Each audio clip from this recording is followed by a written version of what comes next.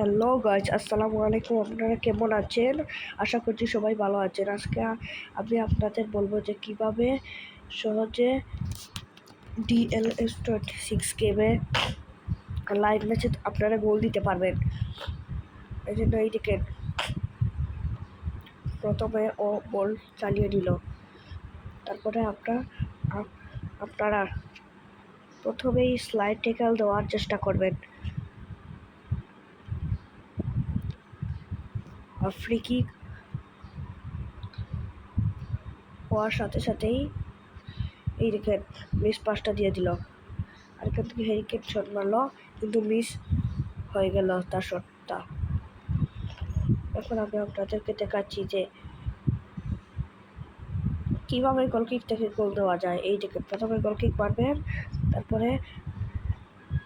তারপরে Harry Kane গোল দিয়ে দিল আর গোলকির সামনে গোল দিয়ে দিল।